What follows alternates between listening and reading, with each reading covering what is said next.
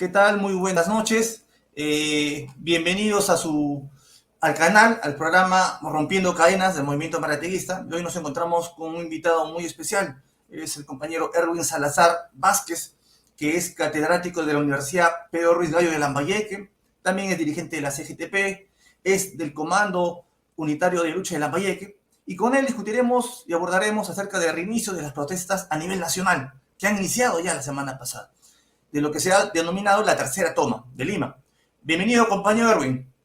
Como iba Ricardo Rodríguez, saludo para tu importante programa Rompiendo Cadenas, que tiene un nombre, me parece, de Espartaco hasta ahora muy emblemático. Bueno, muchas gracias, compañero, muchas gracias. Sí. Bueno, viendo y conversando, ¿no? Sobre ya lo que se viene, lo que ha iniciado. Compañero, creo que no me equivoco al decir que en Perú ha vivido en los últimos meses, diciembre, enero y febrero, una enorme convulsión social, desencadenada por acciones de protestas a escala nacional y revuelta de campesinos, trabajadores precarizados y estudiantes para echar abajo al gobierno de Dina Boluarte, que nació de un golpe parlamentario, apoyado por lo más rancio de la derecha, y todo ello tuvo su detonante cuando el profesor Pedro Castillo dio lectura a su famoso mensaje el año pasado. ¿Cree usted, compañero, que esta lucha iniciada el 7 de diciembre del año pasado y reiniciada la semana pasada es por la defensa del voto del profesor Pedro Castillo y su reposición, o va mucho más allá? ¿Qué opina usted, compañero? Como yo creo que es cierto, bueno, el Perú está en este momento en el ojo del huracán a nivel internacional. No es solamente un tema ya nacional, no es solamente un tema del voto, no es solamente Castillo. Ha estado acá la Comisión Interamericana de los Derechos Humanos, ha votado un informe amplio de más de 200 páginas. Human Rights habla del Perú, igualmente New York Times, han estado presentes el día 19 por la presión de los peruanos que están en Europa, una delegación de diputados de Cataluña, los parlamentarios de la Unión Europea se han pronunciado. Entonces yo creo que este conjunto de eventos no había antes en el país. Por eso digo, hay que ver la realidad de nuestro país después del 7 de diciembre, que un componente naturalmente es Castillo. Pero Castillo, naturalmente, independientemente del golpe, ha generado una situación, como tú lo has apreciado muy bien, de estallido, de convulsión social en todo el país. Parecía que se agotaba en el mes de enero-febrero y se ha reactivado el movimiento, y después, sobre todo el 1 de mayo, que fue un movimiento gigantesco de más de 40 cuadras en Lima, ha venido el 1 y 2 de julio. El 1 y 2 de julio, en Puente Piedra, se realizó la primera gran encuentro nacional de todas las regiones, y creo que eso es lo que ha producido tres elementos muy importantes. Uno, una plataforma de 7 puntos, que podemos conversar más adelante. Dos, la convocatoria del 19 de julio, parangoneando a la fecha del 77. Y en tercer lugar, comienza a construir la unidad a partir del ensayo de una dirección, que es la Coordinadora Nacional Unitaria de Lucha, el CENUL. Otro le llamamos el Comando Nacional, un organismo abierto, aún no concluido, no cerrado, que se va a poner a prueba en la lucha que viene. De tal manera que yo sí creo que es un componente lo de Castillo en el momento actual, pero lo determinante está en que las masas se rebelan contra el sistema, contra los planes del imperialismo, y los 7 puntos marcan que va más allá. Están las tropas norteamericanas en el Perú. La masa dice en la calle: fuera las tropas norteamericanas, defensa de la soberanía nacional, fuera Dina Boluarte, fuera el Congreso, que tiene 95% de aprobación, repudiado por todo el Perú. Entonces yo Desaprobación, creo que desaprobación. esos son elementos que hay que tomar en cuenta.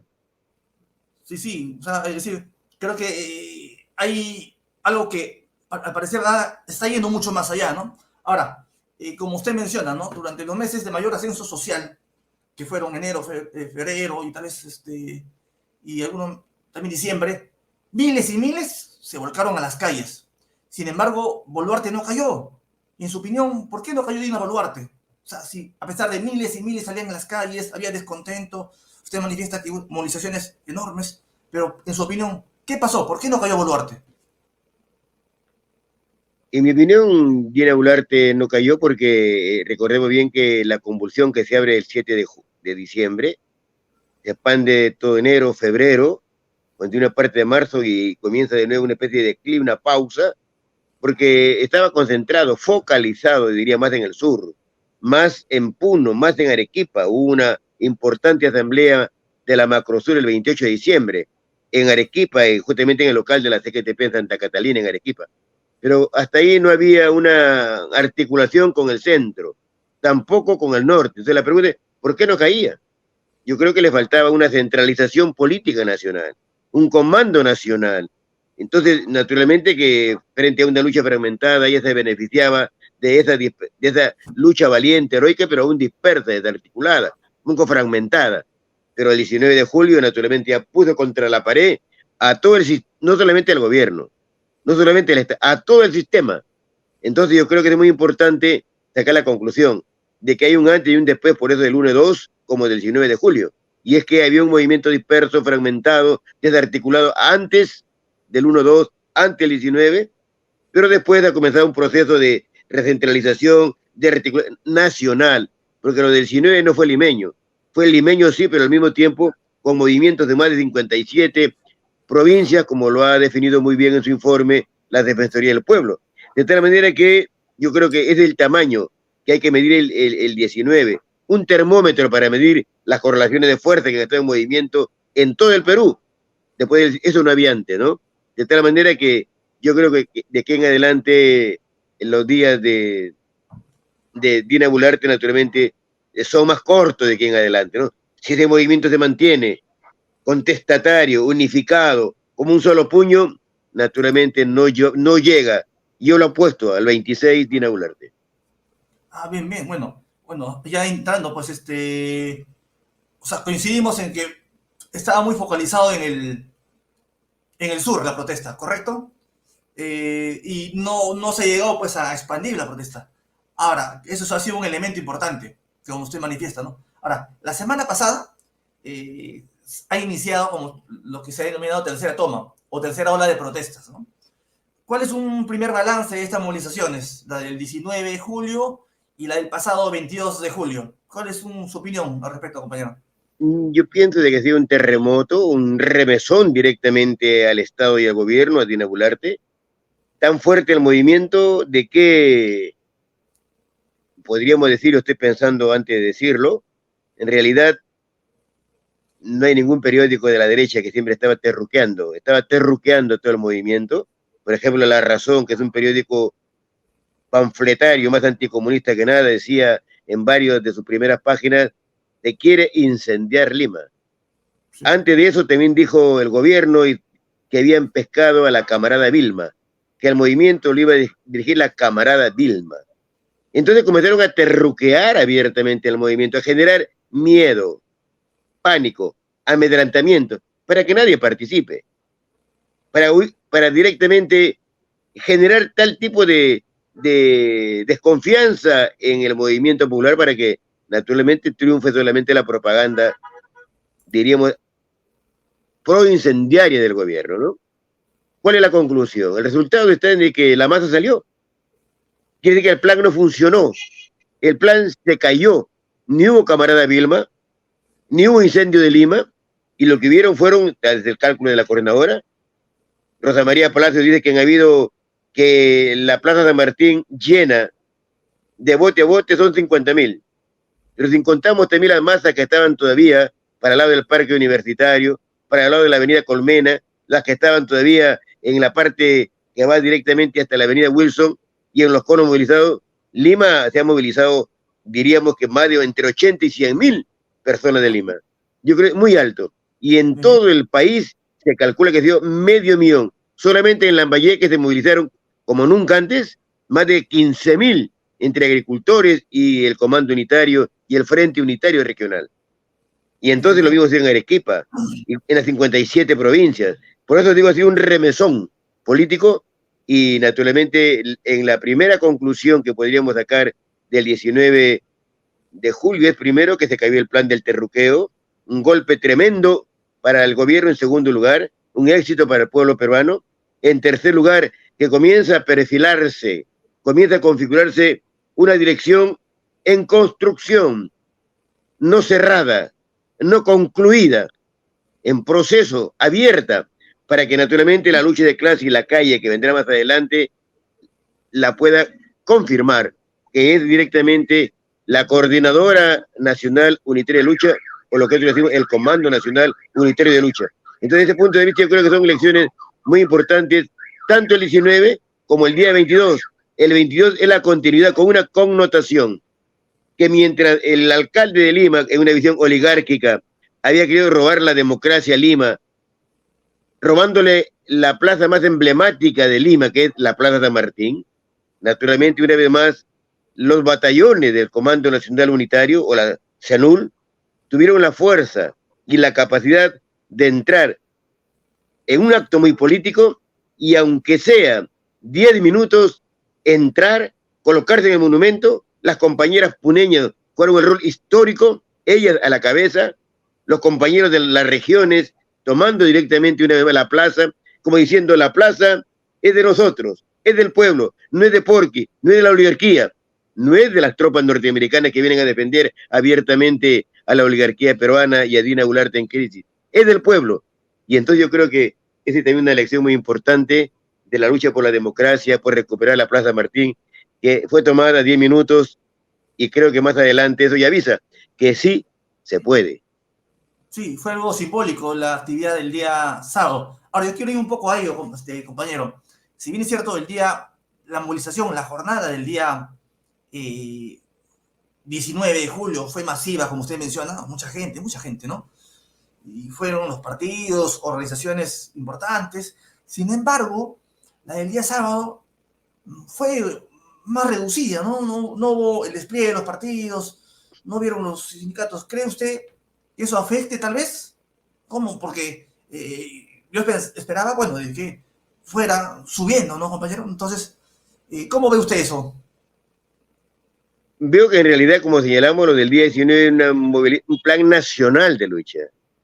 Era nacional, de ahí la cantidad, la envergadura, el flujo del movimiento era nacional, que mutuamente Lima contagiaba a las regiones y las regiones contagiaban a Lima. Y eso fue el 19, un acto muy importante convocado por el CENUL. Naturalmente, el día sábado fue planificado como un acto más de recuperación en Lima, como diciendo la Plaza Martín, como todas las plazas son directamente del pueblo peruano, ahora en el plan de recuperar la democracia, recuperemos esta plaza. Dentro de la línea de acciones, porque hay que tomar en cuenta que el CENUL está en proceso de ir planificando sus acciones y no puede agotar todas las medidas directamente en un solo acto, ¿no? De tal manera que vamos a medir de nuevo el acto del CENUL el día 28, porque el 28 sí es nacional de nuevo. Vamos a ver Arequipa, Cusco y movilizarse en todo el país. Antes que lea su mensaje Dina Boluarte, todo el Perú se va a movilizar. Y entonces ahí veremos la continuidad, el grado de relación entre el 19 y el 28 de julio. Pero por eso digo, lo del 22 fue un hecho importante que demuestra una vez más la inteligencia del Comando Nacional y un elemento emblemático como la Plaza San Martín, que nadie naturalmente osaba ingresar porque era un pequeño cuartel militar. El CENUL tuvo la capacidad de decir, no hay ningún dique de contención que pueda detener al CENUL. Y se hizo ese día. Entonces, la continuidad, ¿dónde está para medirla? El termómetro va a ser el 28 de julio. Muy bien, compañero. Ahora, hay movilizaciones importantes que se están desarrollando ya, y eso es lo que usted manifiesta. Ahora, también, como usted veremos por las noticias, a través del Congreso ya se están, como que dice, marcando cierta distancia de Boluarte, ¿no? Ahora, ¿cree usted, compañero, que Dina Boluarte caerá producto de la movilización en los próximos meses? ¿O tal vez se viene un escenario de mayor represión a lo vivido? ¿O puede ser de que sea vacada en el Congreso? ¿Cuál es tal vez no pronóstico, ¿no? Pero sí, ¿qué es lo que usted tal vez considera que podría pasar? ¿Caer por arriba, producto del Congreso, o por abajo, producto de las masas, compañero? A ver, me parece importante tu pregunta, tiene varias premisas. La primera es en relación al Congreso, la segunda es la posibilidad, no posibilidad directamente de la caída de Dina con la fuerza del movimiento. Lo primero, en realidad el Congreso, como sabemos bien, 130 congresistas, ahora sí está más atomizado, más fragmentado, y por más que se haya producido las dos listas que se escriben para ser definidas el día de mañana, es un parlamento agotado, en crisis, que por ahí no pasa ninguna solución. En realidad, lo que estamos viendo es que este Congreso, desde el punto de vista de la conciencia popular y de la calle, es repudiado totalmente. Y más allá de la calle, las encuestas que no son directamente de los sindicatos, las encuestas que son fabricadas, que son construidas, que son planificadas directamente por organismos ligados al sistema y a la burguesía, ¿no? Como Datum, por ejemplo, etcétera, diferentes encuestadoras, han dicho que el Congreso tiene 95% de desaprobación, 95% de repudio, 95% de rechazo. Quiere decir que al pueblo y a la calle no le importa ese Congreso ya. Que es como decía Lenin, se ha convertido ante los ojos de la masa en un establo, ¿no? Es un establo directamente del país. Y si es eso, entonces el movimiento popular está mirando por otro lado ya, ¿no? Entonces, al interior, como uno de los componentes del establishment, junto con el Poder Ejecutivo en crisis, el Poder Judicial en crisis, el Ministerio Público en crisis, está el Parlamento. Entonces, pero del Parlamento no creemos que va a salir nada, por más que hagan enjuagues, alianzas, combinaciones de diferentes tipos, por más que en la lista número 1 esté abiertamente Soto, directamente con el hermano de Cerrón y trabajado del CEN de Perú Libre, creo que eso naturalmente no va ni siquiera a maquillar, ni a hacer un enjuague, ni va a resolver nada. Por ahí no pasa nada. La única posibilidad de que naturalmente Dina Boluarte pueda caer es directamente porque el 19 de julio se multiplique, que el 28 de julio remesa mucho más que el 19 y que el movimiento vaya creciendo, que el movimiento vaya directamente de tal manera que centralizándose, subrayo, el movimiento es muy fuerte, pero su grado de concentración, de centralización y de valentía vaya tan más lejos que naturalmente Dina Boluarte, arrinconada por las masas, no le quede otro camino que naturalmente salir. Ella no va a renunciar si es que no hay movimiento. Si el movimiento sigue como el 19, lo que se prevé para el 28, continúa el movimiento, naturalmente estará arrinconada por las masas y en ese minuto tendrá que volar, tendrá que ser expulsada directamente de esta dictadura, ¿no? Y se abrirá un nuevo capítulo que el movimiento mismo irá discutiendo y tenemos para eso, naturalmente, habrán los encuentros nacionales y regionales que evaluarán y buscarán la mejor salida política para encarar ese momento. Hoy, por hoy, la gran tarea es fuera Dina asesina, ¿no? Correcto, compañero. Hay un escenario abierto que está, en la cual estamos en curso, ¿no? O sea, y el desenlace va a depender de cómo se realice la movilización, ¿no? Todo, o la lucha de clases, ¿no? Todo está en función de ello, ¿no? Ahora, sin embargo, también hemos apreciado que hay algunas limitaciones, compañero. Yo, por ejemplo, hago notar de que el día de sábado 22 hubieron 3 convocatorias. Una de la CENUR, la que está manifestado, que ha sido la más multitudinaria, en 2 de mayo, ¿correcto? Fue la más amplia. Otra convocatoria de la CENUR, aquella que tiene el logo verde, que convocó en el campo de Marte. Con sí. CONUL, perdón. El globo verde. Sí, logo verde. Y otra, la CONALREP, que convocó en la Plaza San Martín y cuyo eje principal es la restitución del profesor Pedro Castillo. Le pregunto, ¿cree usted que superaremos esto? Porque es un elemento importante, ¿no? Si necesitamos la más amplia unidad para golpear a un gobierno represivo, que no le ha importado derramar pues, sangre con tal de perpetuarse. ¿No le parece que necesitamos la más amplia unidad? Sin embargo, las direcciones, algunas direcciones no comparten ello, ¿no? Y muy por el contrario, cada uno se manda por su lado. Entonces, eso cree usted que no afecta. ¿Cómo superar ello, compañero? Es muy importante tu pregunta porque tiene que ver una vez más, yo hablaba de un proceso abierto y que la construcción de la unidad está directamente en el escenario como el elemento principal. Y yo señalaba de que la coordinadora no es un proceso concluido, la coordinadora, como se llama, es una coordinadora nacional, no unitaria de lucha y busca hacer eso, este es el objetivo, esta es la intención. Pero ahí está el problema de forma y contenido. Manda el contenido sobre la forma. Y como tú notas muy bien, un sector del CONUL minoritario Globo Verde, que era parte de un CONUL unitario hasta parte de, creo que ha sido abril-mayo, han tenido normales desentendimientos, que yo no me meto en sus problemas internos, pero que creo que más allá de esos desacuerdos, es normal que en la familia hayan algunas contradicciones, que yo caracterizaría que no son contradicciones antagónicas, son contradicciones directamente secundarias, no antagónicas. Creo que la contradicción fundamental de los dos CONUL y del pueblo peruano es contra el imperialismo, y ahí habrá un acuerdo, contra las tropas yanquis, y ahí habrá un acuerdo, por fuera de INA, y ahí habrá un acuerdo, la libertad de los dirigentes, y habrá un acuerdo, Asamblea Constituyente, ahí habrá un acuerdo, sanción a los que han logrado masacrar, ejecutar en el genocidio a los 70, habrá un acuerdo, y entonces si hay un acuerdo en la plataforma principal, si nada nos diferencia en lo esencial, ¿qué sentido tiene que unos estén en el campo de Marte y otros directamente en Plaza San Martín?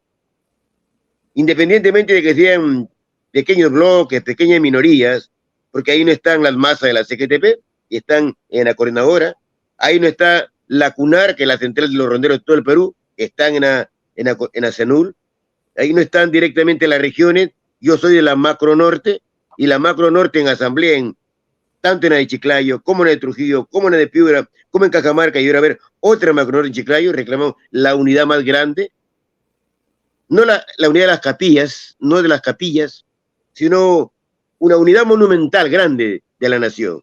Y por eso yo invoco, desde la Macro Norte y desde Lambayeque, igual desde mi lugar en el CENUL, de los compañeros de Ágora como los compañeros de Conalred que están en Plaza Martín, concurran a este segundo encuentro nacional que se va a realizar el 19 y 20.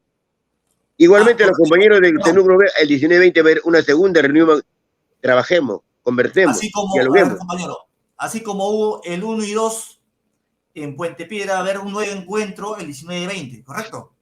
Hay un nuevo encuentro el 19 y 20 y será la gran ocasión para intervenir en ese proceso. Ya en Lambayeque ayer hemos tenido una reunión del Frente Unitario y hemos acordado que una semana antes de esa gran reunión tenemos en Lambayeque una gran asamblea popular de todas las organizaciones para ver nuestras mociones que vamos a llevar allá, los delegados que vamos a llevar allá. Invito a todos los compañeros que hagan lo mismo, porque tiene que ser una democracia y una unidad construida de abajo arriba y no de arriba hacia abajo.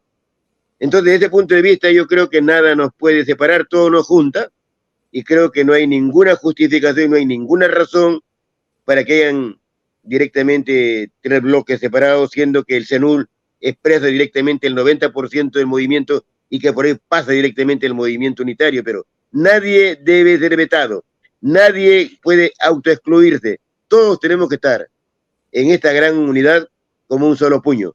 Y entonces mi invocación es que los compañeros tanto de Ágora como de Conalred y los compañeros directamente que no los conozco de CONUL, que le llaman algunos los alternos, otros, Globo Verde, estén en esta gran unidad, todos juntos porque necesitamos un puño de hierro para poder directamente sacar adelante la plataforma de 7 puntos. En primer lugar, fuera la dictadura asesina. Ahora, hay un elemento, correcto, compañero, muy bien, porque el encuentro del 19 y 20 va a ayudar para ampliar la unidad, me parece muy bien. Pero a veces yo conversaba con unos compañeros cuando hacíamos el balance, todavía me parece una movilización, me decía, de ciudadanos. ¿Y por qué decía? De que todavía no, la clase trabajadora o sectores de la clase trabajadora no han participado. O sea, no ha paralizado todavía de manera importante algún sindicato minero, los puertos siguen laborando, el transporte todavía no hay. Creo que eso no ha sucedido durante los meses de efervescencia, enero y febrero. ¿Cree usted cuánto puede ayudar si esto si se incorpora el sector trabajador? En su opinión, compañero, porque es decir, mientras todavía no pare, creo, el transporte, no pare algún centro de producción, los puertos, las minas, el sistema capitalista va a continuar, pues, intacto. ¿Cuál es su opinión, compañero, al respecto?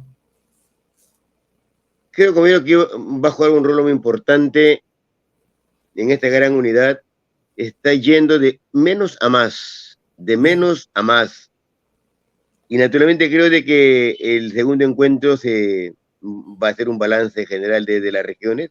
Nuestra tarea es que también la Asamblea Popular de Lambayeque, como todas las que van a haber en todas las regiones de aquí hasta el 19-20, haga un balance importante porque los trabajadores están exactamente en las regiones, las minas, por ejemplo, los sindicatos del agua potable que luchan contra la privatización, los compañeros mismos que echan Aymara en sus posiciones directamente que tiene que un contenido de clase más que ciudadano, pero combina los autoconvocados. Recordemos que en el mundo entero hay una clase trabajadora, hay sectores medios, y la idea es cómo agruparnos en un solo eje de centralización, el conjunto de las capas oprimidas en el país.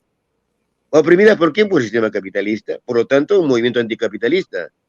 Oprimido por los monopolios, por lo tanto un movimiento que tiene un contenido antiimperialista. Es decir, fuera las tropas norteamericanas del Perú, es defender la soberanía y se convierte en un movimiento con características antiimperialistas.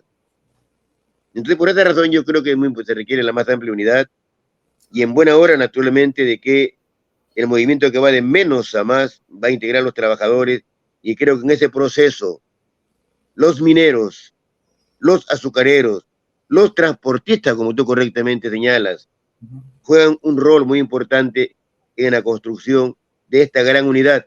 La conciencia va subiendo de menos a más, como señalaba, y esperamos entonces que el encuentro nacional de todas las regiones del día 19 y 20 sea ese gran espacio que permita contar con mayor cantidad de sectores para poder avanzar en la solución de esta plataforma que ya está empoderándose y ya está siendo tomada por las calles, ¿no? Sí, compañero, muy bien, porque estamos viviendo un proceso que no se vivía en mucho tiempo, ¿no?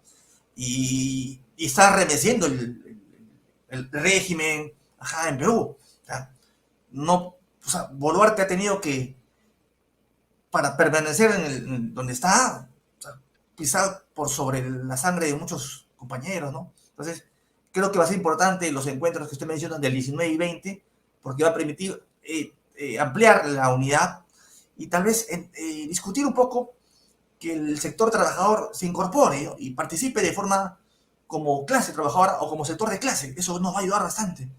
En Francia, la intersindical en Francia ha jugado un papel cualitativo, ¿no? Creo que eso nos va a ayudar, ¿no? Entonces, hay muchas expectativas de lo que pueda suceder. Esperemos que esta semana también hasta hay movilizaciones acá en Lima, eso va a ayudar bastante. Ahora, estamos viendo también, compañero, que ha salido una encuesta, los diarios el fin de semana, ¿no? Y como usted manifiesta, su gran mayoría desean que se vaya Dina Boluarte, ¿no? Y no esté ni un momento más. Y también la consigna de la Asamblea Constituyente, a diferencia del año pasado, en la cual no tenía mucha aceptación, hoy su aceptación pasa el 50%. Más del 60% considera que es necesario una Asamblea Constituyente. Ahora, le pregunto a usted, compañero, ¿cree usted que la Asamblea Constituyente se podrá conseguir, tal vez, como plantean algunos partidos, ¿no? Eligiendo mejores congresistas? Porque más o menos el discurso de ellos es, vota por mí, yo desde el Congreso voy a presentar un proyecto de ley, una reforma constitucional para hacer un referendo, o tal vez al calor de la movilización. ¿Cómo usted concibe, compañero, la Asamblea Constituyente? Creo, compañero, que la Asamblea Constituyente ya está en una de las consignas principales de la calle, subrayo, principales de la calle. La juventud universitaria, los trabajadores en su Asamblea Nacional, y yo estaba en Asamblea de la CGTP, y he visto que eso ha calado en los movimientos mineros. Hoy se está articulando, pero la única manera de arrancar la Asamblea Constituyente será con el método del 19 de julio, con el método que vendrá más adelante. La burguesía no lo va a convocar porque ha llegado de tal manera a bloquearse ella misma frente a la historia, que naturalmente no ayuda para nada a la transformación del país. Esta burguesía está oligárquica, está contra el pueblo, contra la nación, contra el cambio y contra la refundación de la república.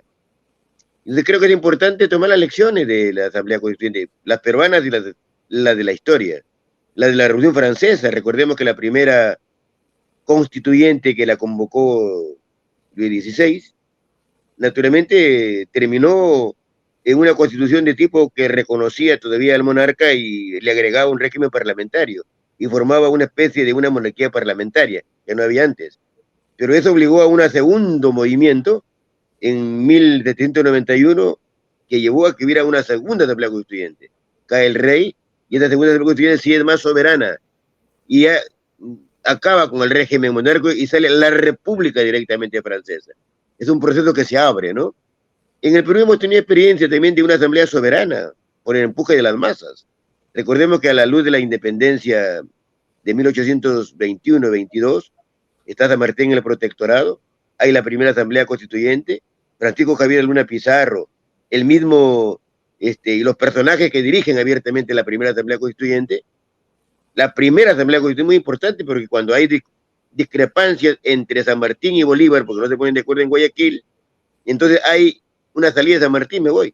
Pero ¿a dónde? Él era como el presidente del Perú, bajo la bandera del protectorado. ¿A dónde se dirige él? A la asamblea constituyente. Y entonces dice, ustedes decidan. Yo renuncio. Renunció ante la asamblea constituyente. Y la asamblea eligió un colegiado, eligió un gobierno transitorio ahí. La pregunta es, y después han habido 12 asambleas constituyentes, de la manera que ahí no inventamos la pólvora, ¿no? La burguesía que hoy día, la más rancia, la más oligárquica, la más, lo diré con mucho respeto, la más analfabeta históricamente, que va contra la corriente de la historia, no saca las lecciones de la primera constituyente de 1822, se enfrenta por las puras con la historia y con el pueblo. El pueblo quiere una asamblea constituyente para refundar la república, porque esta constitución del 93, como lo dijo Porque una presentación televisada pública, es facturada, hecha, marca Fondo Monetario, elaborada en la isla de las Bahamas en el 92, después del golpe del 5 de abril, en marco de un régimen militar, y al servicio del consenso de Washington. Esa constitución del 93, en la parte de los derechos humanos, están recortados, de la estructura del Estado, no hay derechos democráticos. Desde el punto de vista económico, está en el artículo 78, dice, no se puede aprobar el presupuesto si antes no se paga la deuda externa, la deuda. Entonces, debería decir, primero no se aprueba si no hay un recurso para la salud, la educación, el agua. No, primero dice, no se aprobará el presupuesto si no se paga la deuda externa. Eso es el artículo 78. Igual no hay desarrollo industrial porque hay un tema que tiene que ver con el tema de considerar al Estado como un subsidiario, la subsidiariedad. Creo que entonces por 1000 razones, no una, no dos, no tres, ha fracasado abiertamente esta constitución, que constituiría la privatización de la deuda externa, la destrucción de la soberanía nacional. Requerimos entonces una constitución soberana y con poder, que recoja algo de la primera constituyente que tuvo el Perú en el 22, de soberanía, de poder, que ella decida qué hacer. No es solamente para redactar una carta, ¿no? Sería un error que solamente sea para eso. Sí es un componente, pero tiene que tener soberanía y poder, aparte que debe tener correlaciones democráticas desde abajo, los obreros, los campesinos, los sectores medios, los quechua, los aymaras, los suros deben estar representados en esta asamblea constituyente. Naturalmente que esto puede parecer una utopía. Claro, esto no lo va a dar la burguesía, lo tiene que arrancar abiertamente el pueblo, los frentes de defensa, las asambleas populares, el CENUR, que tiene que ponerse en la más amplia unidad, con toda la fuerza que estamos llamando a integrar, a conseguir este gran objetivo para poder refundar la república y avanzar a un camino nuevo para toda la sociedad peruana. De nuevo, Mariatti, ¿no? Un Perú nuevo dentro de un mundo nuevo. Sí, sí, creo que hay que bajar a tierra lo que es la Asamblea Constituyente, ¿no? Porque muchas organizaciones, los partidos políticos, consideran y han manifestado, ¿no? Sus acciones en el Parlamento, bueno, hagamos un proyecto de ley para la convocatoria de un referéndum, es decir, no se apoyan en el movimiento de la lucha de clases. Creo que es un error, ¿no? Al final, quien va a definir si va a haber o no va a haber asamblea constituyente va a ser la movilización social. Entonces hay que apoyarse en la movilización social. Forma y contenido la movilización social. Hay que apoyar. Es el eje, la columna vertebral. Ahora, se me viene también a la mente lo que hemos vivido, bueno, lo que ha vivido Chile. En el 2019, en plena pandemia, hubo una revuelta en Chile. Casi se tumban a Piñera. Piñera estuvo así tocando el piso, ¿no? Porque estaba contra la lona. Y producto de esa movilización salió pues un proceso constituyente que se abrió. Hubo un referéndum, ¿no? La gente dijo, ¿estás a favor o en contra de la constituyente? Y tuvo un 80% que estaba a favor de tirarse abajo el régimen de Piñera. Sin embargo, tiempo después, la asamblea o su convención constituyente terminó pues desmovilizando al sector movilizado. O sea, es decir, cuando debería darle continuidad a la movilización, terminó siendo un parlamento más. Es decir, y también se notó en Chile la ausencia de una organización, ¿no? que pudiera darle continuidad. Entonces le digo, ¿cómo superar eso acá en Perú todavía, no? Porque lo que estamos viviendo en Chile, o vemos en Chile, es como que una película adelantada, ¿no? Que ya la estamos viendo, como algunos dirían, es un déjà vu, ¿no? ¿Cómo superar ello, compañero? Para no cometer los errores que sucedió en Chile.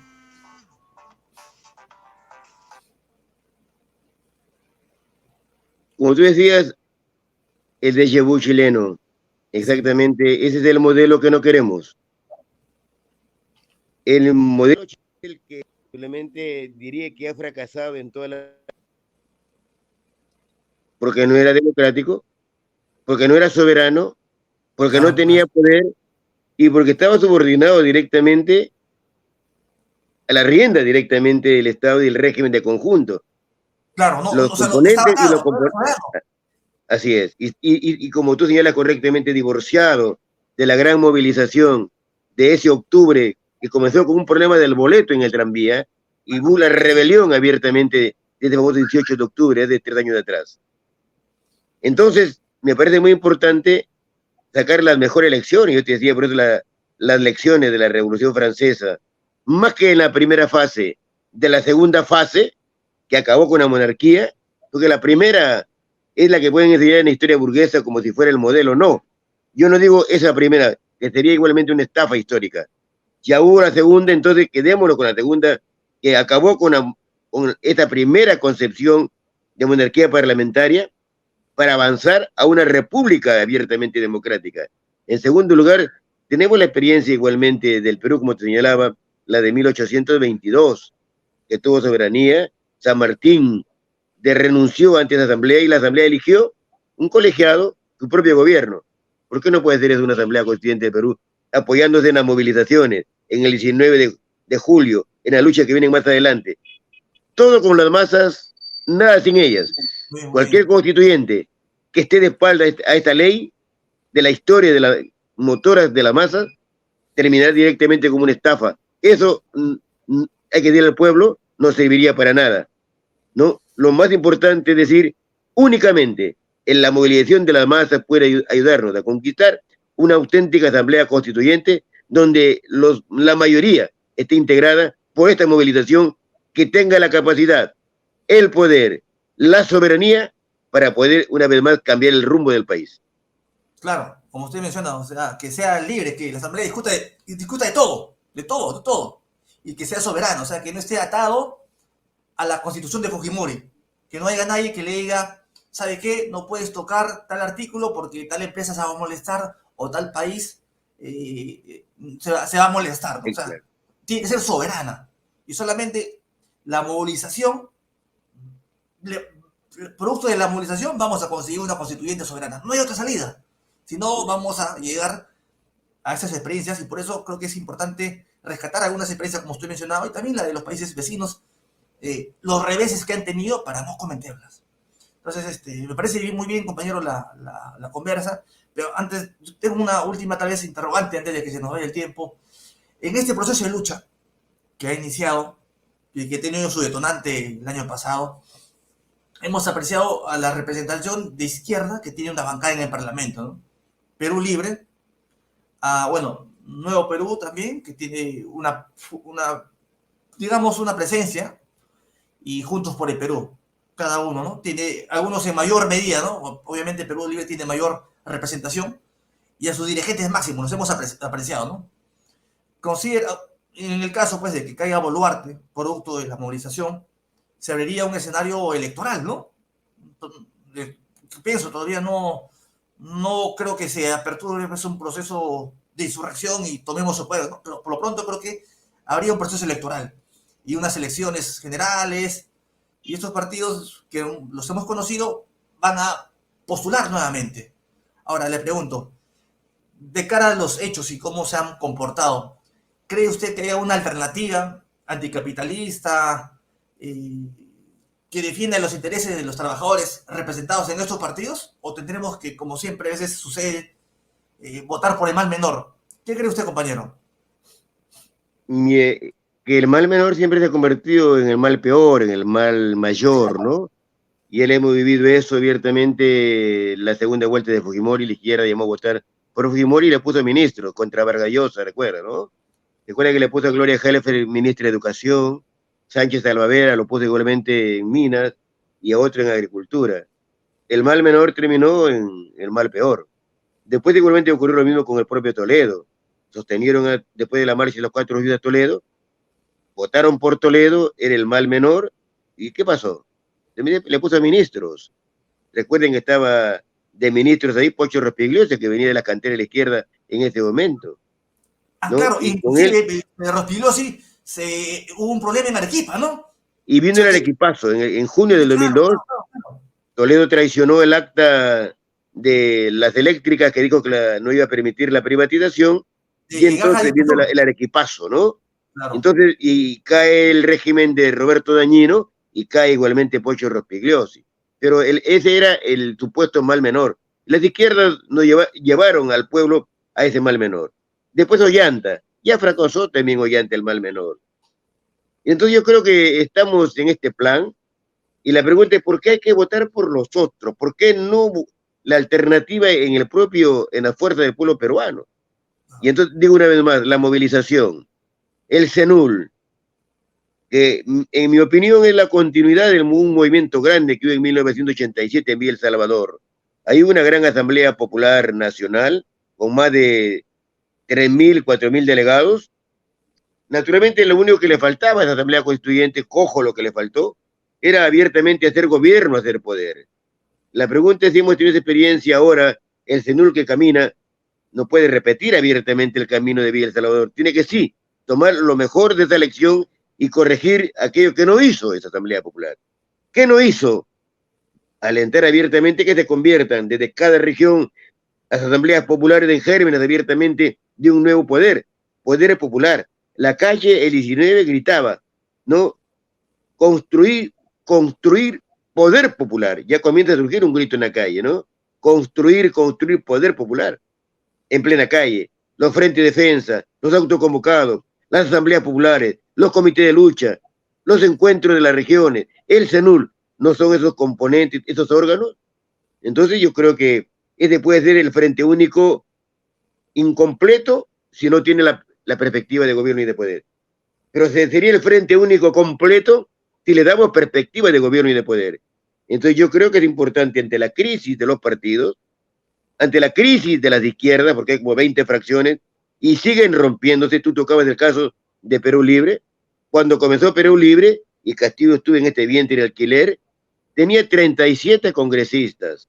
Claro, claro. Y ahora tiene 4 bloques.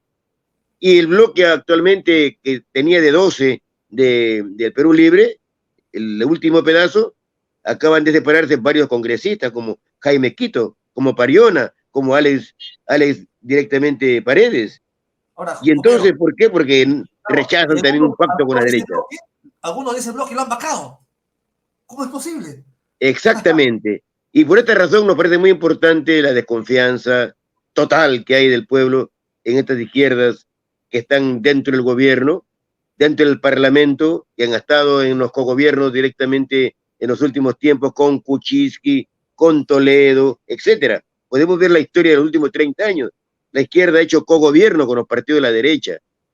Eran como la izquierda que el Banco Mundial y el imperialismo necesitaba, la COFEO necesitaba. Basta ya. Entonces ahora el camino de la movilización nos debe llevar también a un camino de afinar la estructura, la organización de la masa misma, para que ellas mismas sean no solamente gobierno, sean poder. Tenemos el ejemplo de los soviets del 17, ¿no? De tal manera que yo creo que las asambleas populares deben colocarse sobre la vía del terreno soviético, ¿no? De tal manera que, así como le dice todo el poder a los soviets, ningún apoyo al gobierno provisional, hoy también deberíamos decir naturalmente, ningún apoyo a ningún gobierno provisional que surja, sino todo el poder a las masas, a la calle, a la forma de organización que vaya tomando directamente ese movimiento, esa movilización nacional de los trabajadores, de los campesinos, de las capas medias explotadas, de los quechuas, de los aymaras, de todos los que están en esta línea de resistencia y de combate, al sistema y a este gobierno podrido. Muy bien, compañero. Creo que los trabajadores, las clases explotadas, los oprimidos por el sistema, tenemos que construir una alternativa de nosotros, ¿no? Porque si no, propia, vamos a estar propia, ¿no? de los trabajadores y el pueblo. Correcto, del pueblo, los trabajadores, ¿no? Porque si no, vamos a depositar las confianzas en personajes, pues, que, como usted lo ha mencionado en los primeros momentos, ¿no? Que transan. 30 años de traiciones. Claro, y lo más risorio, ¿no? Que citando a Omar, Lenin, trazan y pactan alianza con el fujimorismo, ¿no? Eso es lo más, no sé, no tengo palabras, pero bueno, hay que construir una alternativa a los trabajadores, hay que apoyarse en la movilización, nada está dicho, todo va a depender de la lucha de clases, creo que eso es lo que va, y nuestra tarea es ir a las calles, organizarnos y tejer más contenido social, discutir política, que es lo que nos falta. Yo le agradezco bastante, compañero, porque esto nos permite discutir política, hacer un balance, ver qué falta, qué estamos mal, y solamente eso va a poder ayudar a organizarnos y derrotar a este gobierno asesino. Te agradezco bastante, compañero Erwin. No me quiero retirar si antes dar tus palabras finales, compañero, a todos los compañeros que nos siguen. Ricardo, estamos en el ojo del huracán de una rebelión que está saliendo con fuerza. Y yo quisiera tomar lo último que tú has dicho en relación a tomar algunas lecciones del gran maestro Marx, Carlos Marx. Y Marx, naturalmente, en la columna fundamental del Estatuto de la Primera Internacional, colocaba ahí como una premisa fundamental para la historia de los trabajadores, la emancipación de los trabajadores solamente será obra de los propios trabajadores, no de la burguesía. No nos va a liberar nadie más que los propios trabajadores. Entonces yo creo que ahora le agregaremos la emancipación de los trabajadores y los pueblos, solamente será obra de los propios trabajadores y los pueblos. Vale decir, construyamos una alternativa política desde la movilización, desde los frentes de defensa, desde las asambleas populares, desde el CENUL, para que consigamos una verdadera sociedad donde el bienestar sea para todos, donde no tengamos la discriminación de los quechuas, de los aymaras, de los suros, donde el Perú, como decía el gran Mariátegui, el Perú nuevo se construya en un mundo nuevo. Gracias, Ricardo, por esta oportunidad que me ha dado de dialogar abiertamente con el público que sigue permanentemente tu importante programa democrático. Muchas gracias, compañero. Yo te quiero comprometer para otro momento, para seguir discutiendo, porque esto da para más y tenemos que seguir discutiendo. Muchas gracias, compañero. Encantado de participar nuevamente. Estoy a tu llamado y a tus órdenes, mi querido Ricardo. Muchas gracias, compañero. Hasta luego, amigos. Cuídense y nos vemos. Un abrazo, Ricardo. Un abrazo.